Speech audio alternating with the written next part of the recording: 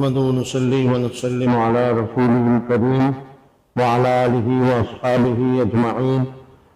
اللهم صل على سيدنا مولانا محمد وعلى آل سيدنا مولانا محمد وبارك وسلم صلاة وسلاما كثيرا كثيرا. توفیق الہی اور اپنے لوگوں کی برکت سے سورہ حشر اور اس کے بعد کی سورتوں کا خلاصہ بیان کیا جا رہا ہے. یہ سورہ حشر مدنی سورت ہجرت کے دوسرے سال میں نازل ہوئی. یہودیوں سے مسلمانوں کا معاہدہ تو ہو چکا تھا، لیکن وہ دل میں بہت بغض رکھتے تھے، اس لیے مشرکوں سے ان کے ساز باز ہوئے تعلقات تھے اور انہوں نے مشرکوں سے ساتھ دینے کا وعدہ بھی کیا ہوا تھا. ایک دفعہ حضور صلی اللہ علیہ وسلم بنو نذیر کے پاس معاہدے کے سلسلے میں کچھ بات کرنے گئے تو ان لوگوں نے حضور صلی اللہ علیہ وسلم کو نقصان پہنچانے کی سازش کی اور اوپر سے چٹان گرانے کا منصوبہ بنایا.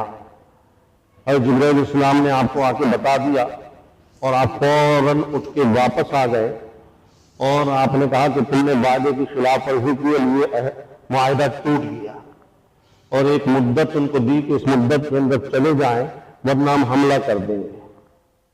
وہ لوگ نہیں گئے. حضور صلی اللہ علیہ وسلم نے فوج لے کے ان کا محاصرہ کر لیا اور پھر ان لوگوں نے ہتھیار ڈالے اور ان کو جلا وطن کر دیا. تو سورہ حشر کے معنی ہوتے ہیں جمع ہونا. تو بنو نذیر جلا وطنی کے لیے جمع ہوئے تھے اور ان کو جمع کر کے پھر ان کو جلا وطن کر دیا گیا اور وہاں سے نکال دیا گیا. اسی صورت میں اللہ تعالیٰ نے انصاری صحابہ کی صفات بیان کی اور سب سے بڑی صفت یہ بیان کی کہ ان لوگوں نے آنے والے مہاجر صحابہ کو اپنے گھروں میں اور اپنے علاقے میں جگہ بھی دی، اور صرف جگہ نہیں دی، وہ مثال قائم کی کہ جس کی نظیر قیامت تک نہیں مل سکتی. کہ ہر ایک نے جس کو بھائی بنا دیا تھا حضور صلی اللہ علیہ وسلم نے، وہ اپنے مہاجر بھائی کو لے گیا اور لے جانے کے بعد کہا کہ دیکھو میرا گھر یہ، اس میں سے جو آدھا حصہ تم کو پسند ہے وہ لے لو. جس کے پاس باغ تھا وہ باغ میں لے گیا، کہوں گا اس میں سے جو آدھا باغ تم کو پسند ہے وہ لے لو. جس کا جو کام کاروبار تھا اس نے کہا اس میں سے آدھا لے لو. ہر چیز آدھی آدھی اپنے مہاجر بھائی کو اس کی پسند سے دے دی.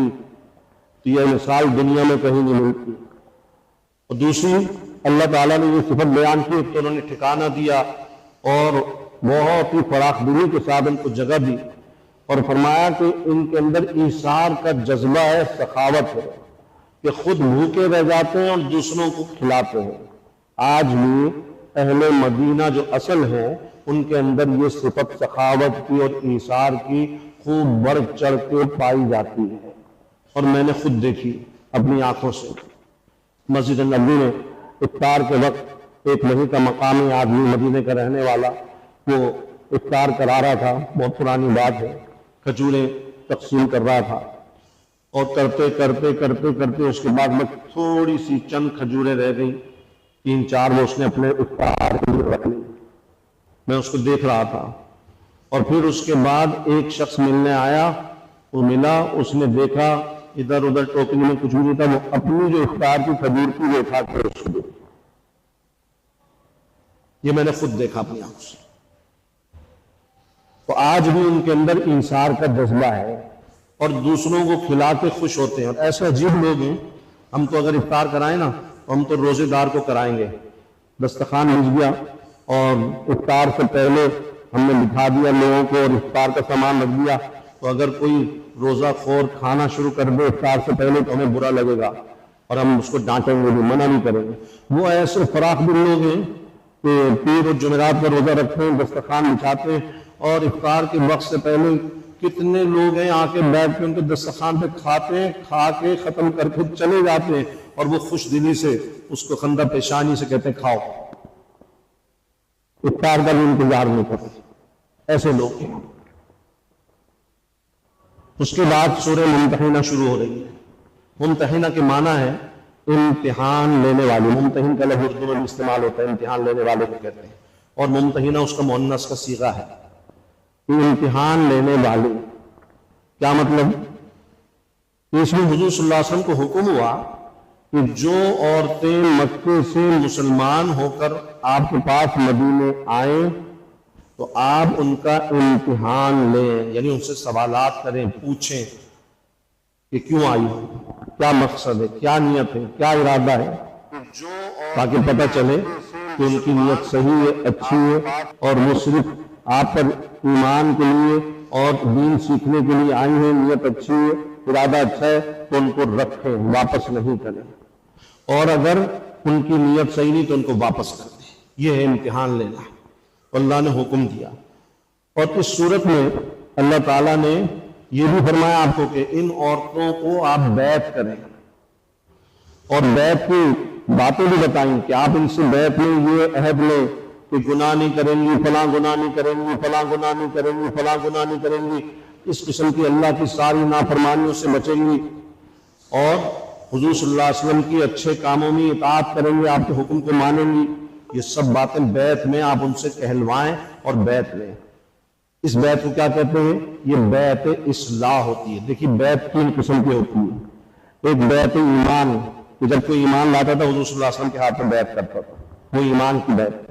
پھر اس کے بعد دوسری بیعت جہاد، کہ آپ نے جہاد کے لیے کئی موقع پر صحابہ کرام سے بیعت لی، جیسے بیعت رضوان، حدیبیہ کے اندر آپ نے درخت کے نیچے سب سے بیعت لی کہ جہاد کریں گے، یہ جہاد کی بیعت ہوتی تھی۔ اور ایک ہوتی تھی بیعت اصلاح، کہ ایمان کے بعد اپنی اصلاح عمل کرنے کے لیے، اپنی اصلاح کرانے کے لیے آپ سے بیعت کریں۔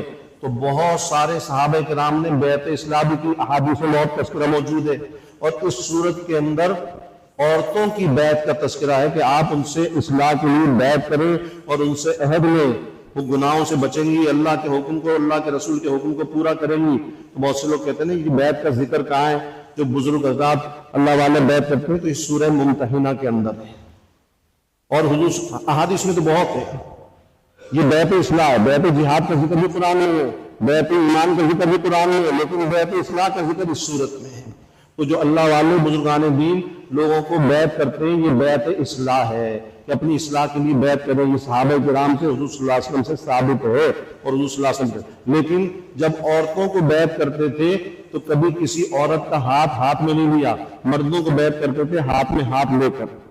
عورتوں کے لیے اس طرح نہیں کی بیعت، بغیر ہاتھ میں لیے ان کو زبانی بیعت کرتے تھے۔ اس طرح آپ نے بیعت کی، اصلاح کی، زبانی بیعت۔ اس کے بعد سورہ صف ہے۔ سورہ صف کے اندر چونکہ یہودی سازشیں کر رہے تھے مسلمانوں کے خلاف، تو اللہ تعالیٰ نے بتا دیا کہ یہ یہودی آج سے سازشیں نہیں کر رہے، یہ صدیوں پرانا ان کا کام یہی ہے۔ حضرت موسیٰ علیہ السلام کو بھی انہوں نے تکلیفیں پہنچائی، حضرت عیسیٰ علیہ السلام کو بھی اتنی تکلیف پہنچائی کہ ان کے لیے تو قتل کے منصوبے بنائے اور ان کو سولی پہ چڑھانے کا پکا منصوبہ بنا لیا۔ اللہ نے ان کو آسمانوں پہ اٹھا لیا، بچا لیا۔ تو یہ یہودی ہیں، ہر پیغمبر کو تکلیفیں پہنچاتے ہیں، اور مسلمانوں کو بھی یہی لوگ تکلیف پہنچا رہے ہیں، مسلمانوں کے خلاف بھی سازش کر رہے ہیں۔ تو اللہ نے قسم کھائی والصافات صفا، جو جہاد میں صف بنا کر لڑتے ہیں، اس لیے اس سورت کا نام صف ہے۔ اور پھر اللہ نے مسلمانوں کو خوشخبری دی کہ ڈرنے، گھبرانے، پریشان ہونے کی ضرورت نہیں، اللہ تعالیٰ ان قریب تم کو کامیابی اور فتح عطا کرنے والے ہیں۔ اس کے بعد سورہ جمعہ ہے۔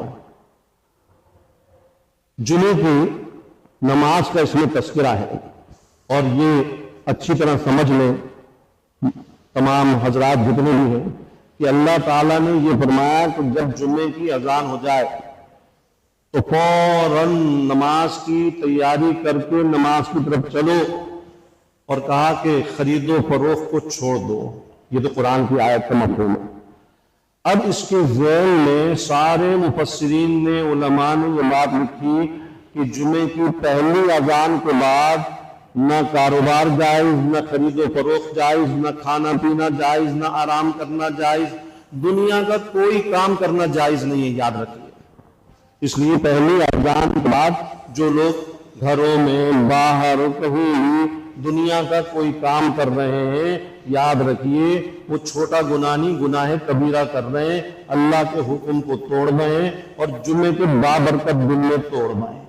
بس جمعے کی اذان کے بعد یہ حکم ہے کہ فوراً تیاری کرو، وضو کرو، کپڑے پہنو اور مسجد کا رخ کرو، غسل نہیں کیا تو جلدی سے غسل کرو، اذان کا انتظار نہیں کرو، غسل کے لیے بس جلدی سے تیاری کر کے پہنچو۔ ہمارے ہاں یہ اللہ کا حکم بہت ہی دیدہ دلیری کے ساتھ توڑا جا رہا ہے، اور اچھے خاصے نمازی لوگ بھی جمعے میں تاخیر کرتے ہیں، اذان کے بعد بیٹھے رہتے ہیں، دنیا کے کام کرتے رہتے ہیں، مختلف قسم کے کاموں میں۔ یہ سب گناہ کبیرہ کا ارتکاب ہو رہا ہے، اس سے توبہ لازمی ہے۔ اس بابرکت دن میں اللہ کے اس حکم کو پورا کرنا چاہیے، تو اللہ نے یہ حکم دیا۔ جس مسجد میں آپ نے جمعہ پڑھنا ہے اس مسجد کی پہلی اذان، اب جیسے یہاں جمعہ دیر سے ہوتا ہے تو یہاں کی پہلی اذان بھی دوسری مسجدوں سے دیر سے ہوتی ہے، تو جس نے یہاں پڑھنا ہے وہ یہاں کی پہلی اذان کے مطابق چلے، جس نے کسی اور مسجد میں پڑھنا ہے وہ وہاں کی پہلی اذان کے مطابق چلے۔ اس کے بعد سورہ منافقون ہے۔ اس سورت میں اللہ تعالیٰ نے منافقوں کا تذکرہ کیا، اس لیے اس سورت کا نام منافقون رکھا گیا۔ ایک مہاجر اور انصاری میں کسی چھوٹی سی بات پر جھگڑا ہوا، ہاتھا پائی کی نوبت آ گئی، ہو جاتا ہے جھگڑا، لڑائی کوئی ایسی بڑی بات نہیں۔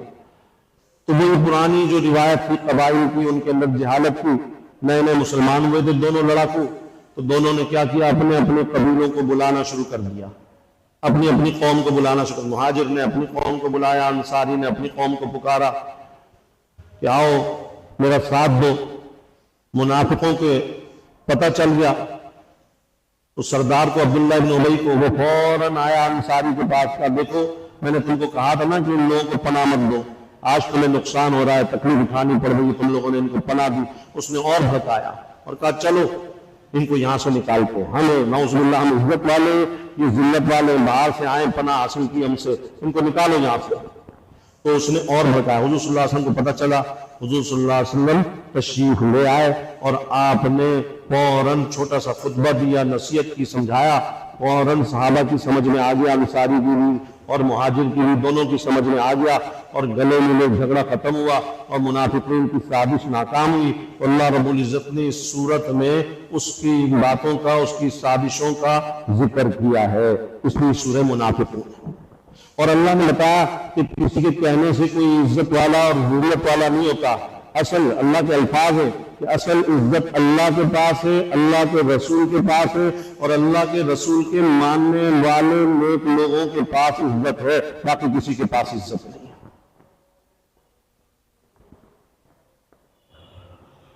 اس کے بعد سورہ تغابن ہے۔